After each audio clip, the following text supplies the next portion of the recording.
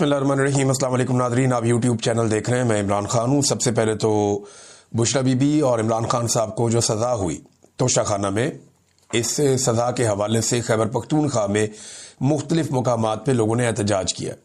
ये एहतजाज जो है वो जैसे नॉर्मली लोग निकल आते हैं एहतजाज करने के लिए पार्टी की हदायत पे, फिर पाकिस्तान तहरीक इंसाफ के जो ऑफिशियल अकाउंट्स हैं उन्होंने बताया कि जनाब ये मालाकंड डिवीज़न में हो रहा है, ये हज़ारा डिवीज़न में हो रहा है, या कुछ जो जनूबी अजला है वहाँ पे हो रहा है, पेशावर में हो रहा है। तो मुख्तलिफ जगहों पे पाकिस्तान तहरीक इंसाफ ने रैलियाँ निकाली और इमरान खान साहब के हक़ में मुजाहरा किया। तहरीक इंसाफ का ये मानना है कि उनके साथ ज़्यादती हो रही है और पाकिस्तान तहरीक इंसाफ के सोशल मीडिया ने बाकायदा एक डॉक्यूमेंट्री बनाई है तोशाखाना के हवाले से, और बहुत सारे वो हक़ाइक़ छाप दिए हैं जो हक़ाइक़ नॉर्मली हम नज़रअंदाज कर देते हैं। देखिए, वक्तन फ़वक्तन ये सारी चीज़ें पाकिस्तान का मीडिया बताता रहा कि तोशाखाना पे किसने कितना हाथ साफ किया। तोशाखाना में किसी ने भी घड़ियां नहीं छोड़ी। जितने भी लोग आए पाकिस्तान के अंदर हुकूमतों में, वो सारे तोशाखाना के तहाइफ अपने घरों में लेकर जाते रहे, चाहे वो निगरान हुकूमतों में आए, चाहे वो बाकायदा हुकूमतों में आकर बैठे। तमाम लोग तोशाखाना के ऊपर हाथ साफ करते रहे, हत्ता कि जर्नैलों ने भी तोशाखाना के ऊपर हाथ साफ किया है। तो तमाम लोग जो हैं वो तोशाखाना से निकालते रहे सामान, घड़ियां, ज्वेलरी, कालीन, घरेलू सामान, टी सेट और पता नहीं क्या कुछ ये ले जाते थे। नवाज शरीफ साहब लंबे अरसे से, नवाज शरीफ साहब, उनकी अहलिया, उनका खानदान ये सामान लेते रहे। इसी तरह पाकिस्तान पीपल्स पार्टी की जितनी भी हुकूमतें आई वो सारी भी ये सामान लेती रही हैं। इसी तरह इमरान खान साहब ने और उनकी अहलिया ने भी तोशाखाना का सामान लिया। मामला ये है कि इमरान खान साहब को ये नहीं करना चाहिए था या उनकी अहलिया को नहीं करना चाहिए था। ये इखलाकी नुक्ता नजर से आप देखें तो बात ठीक है, यानी बाकी सारे लोग जो काम कर रहे थे वो इन्हें नहीं करना चाहिए था। लेकिन सवाल ये पैदा होता है कि क्या कोई इल्लीगल काम किया, गैर कानूनी काम किया? अगर तो गैर कानूनी काम किया तो वो सब ने किया। अगर तो तोशाखाना से घड़ी लेना या कोई और तोहफा लेना गैर कानूनी है, तो यही गैर कानूनी काम नवाज शरीफ ने, उनके खानदान ने, जरदारी ने, उनके खानदान ने, गिलानी ने, उनके खानदान ने, और बेशुमार और खानदान हैं जो ये कारनामे कर चुके हैं। तो उन सबको भी गिरफ्तार होना चाहिए, उन सब पे भी मुकदमे चलने चाहिए। तोशाखाना से सामान लेना इल्लीगल नहीं है। आप एक मखसूस अमाउंट जमा करवा के आप सामान ले लेते हैं और ये हमेशा से होता है, कोई पहली मर्तबा नहीं हो रहा। लेकिन इमरान खान साहब वो पहले आदमी हैं जिन्होंने तोशाखाना के रूल्स को तब्दील किया और जो 20% पैसा देकर सामान लेते थे उसको 50% तक कर दिया। अब इल्जामात इमरान खान साहब पे ये लगते हैं कि जनाब जो तोशाखाना के अंदर तहाइफ थे उनकी कीमत कम लगवाई गई। भी जो कम कीमत लगवाएगी वो प्राइम मिनिस्टर खुद लेके हाथ में तो नहीं फिरता था मार्केट के अंदर, जनाब बताएं ये कितने का है, जनाब आप बताएं ये कितने का है, जनाब आप बताएं, ऐसे तो नहीं होता था। भाई सरकारी मुलाजमीन है, तोशाखाना का बाकायदा एक डिपार्टमेंट है, वो लोग जाते हैं, वही लोग चेक करवाते हैं ना ये चीज कितने की है। तो जो उसकी कीमत लगती है उसके मुताबिक वो 20% या बाद में इमरान खान साहब ने 50% कर दिया तो उसके मुताबिक वो नीलाम हो जाता है। तरीकाकार तो ये है, अगर कम कीमत लगी थी तो इमरान खान ने जाके मार्केट में तो नहीं लगाई थी ना, वो तो जिसने कम कीमत लगाई वो सरकारी ऑफिसर, उसके गले में फंदा डालो, उसको पकड़ो ना कि भाई ये तुमने इतनी कम कीमत क्यों लगाई और तुमने क्यों सरकार का माल जो है या तोशाखाना का माल ओने पोने बेच दिया। उन सबको छूट है इमरान खान को। देखिए, अगर इमरान खान साहब और उनकी अहलिया, अव्वल तो मेरा ये मानना है कि इन्हें कोई तोहफा लेना ही नहीं चाहिए था, ये इन तोहफों से बहुत बड़े हैं। इमरान खान की तो शख्सियत इतनी बड़ी है, ये उनकी अहलिया ने अगर लिया तो लेना ही नहीं चाहिए था, ये तोहफे लेने नहीं चाहिए थे। लेकिन अगर उन्होंने लिए हैं तो उन्होंने कानून के मुताबिक लिए ना, गैर कानूनी तौर पे तो नहीं लिए।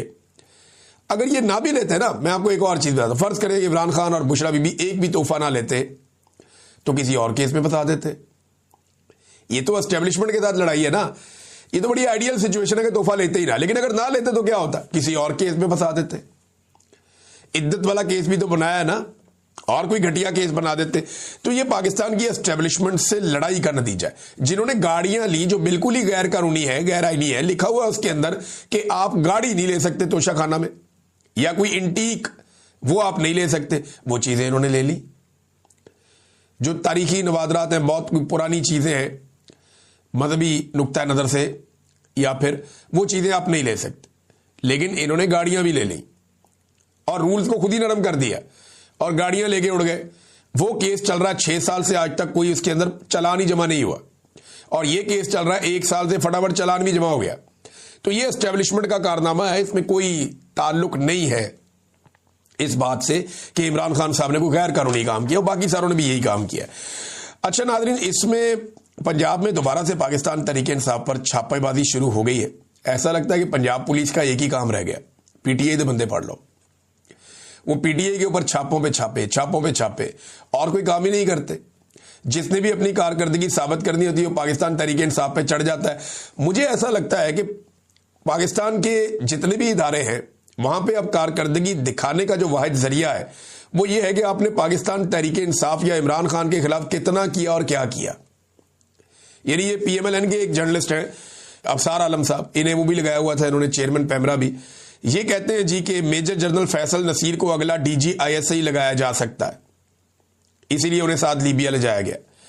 तो सवाल यह पैदा होता है कि इमरान खान साहब ने जब उन्हें गोली लगी या गोलियां लगी तो उन्होंने मेजर जनरल फैसल नसीर का ही नाम दिया था उस वक्त कि जनाब ये जिम्मेदार है, और उन्हें नामजद किया था, और उनके ऊपर सियासत में मुदाखलत के इल्जाम भी इमरान खान साहब ने लगाए। और पाकिस्तान तहरीक इंसाफ ये मानती है कि मेजर जनरल फैसल नसीर पूरी तरह से सियासत के अंदर इन्वॉल्व है, डीजीसी है वो।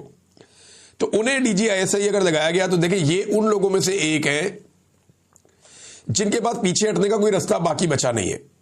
यानी ये लोग उस लेवल तक पहुंच गए हैं। कुछ लोग एक लेवल तक आ जाते हैं ना, देखिए आसिम मुनीर साहब और इमरान खान के बारे में लोग कहते हैं कि ये दो तलवारें एक नियाम में नहीं रह सकती, तो ये अपनी बका के लिए किसी भी लेवल तक जाएंगे। इसी तरह फैसल नसीर साहब हैं, कुछ और लोग हैं, ये लोग नहीं पीछे हट सकते। अब बात यह है कि ये जिस नहज तक पहुंच गए हैं या जहां तक ये मामलात को लेकर चले गए हैं वहां से पीछे हटा नहीं जा सकता। अब इमरान खान साहब आए तो इनकी बका खतरे में हो जाएगी, या इमरान खान साहब सरवाइव कर गए तो ये लोग सरवाइव नहीं कर पाएंगे। बज़ाहिर ये दिखाई देता है, ये सियासत है, इसमें कुछ भी हो जाता है, लेकिन बज़ाहिर जो दिखाई दे रहा है वो ये है। फिर एक और चीज भी बताई गई कि नून लीग ने नदीम अंजुम के लिए बहुत कोशिश की। नदीम अंजुम साबिक डीजी आईएसआई है, और इसी के दौर में मुझे अगवा किया गया था, मुझे इसलिए ये बंदा हमेशा याद रहेगा। बाकी डीजी आईएसआई शायद मैं भूल जाऊं, एक एक करके अंजुम के लिए बहुत कोशिश की, इसे शायद मैं भूल जाऊं। तो हुकूमत इसे दोबारा डीजी आईएसआई लगाना चाहती थी, फिर दूसरी नहीं लगाया एस्टेब्लिशमेंट ने बात। नदीम अंजुम को कोई ना कोई ओहदा मिल जाएगा, उसकी एक वजह है। अगर ही लगा दे नेशनल सिक्योरिटी एडवाइजर, वो भी नहीं लगाया गया। फिर तीसरी ऑप्शन जनाब अमेरिका में इसको सफीर लगा दे, वो भी नहीं लगाया गया। लेकिन दिल छोटा करने की जरूरत नहीं है, नदीम अंजुम को कोई ना कोई ओहदा मिल जाएगा, उसकी एक वजह है। कोई भी जर्नैल जो है वो ज्यादा अरसे तक बेरोजगार नहीं रह सकता। जब उसने खिदमात सर अंजाम दी हो तो उसे कोई ना कोई नौकरी मिल जाती। नॉर्मली हम देख रहे हैं कि बहुत सारे जर्नैलों को नौकरियां आजकल मिल रही। कोई भी जर्नैल जो है वो ज्यादा अरसे तक बेरोजगार नहीं रह सकता। जब उसने खिदमात सर अंजाम दी हो तो कोई ना कोई नौकरी मिल।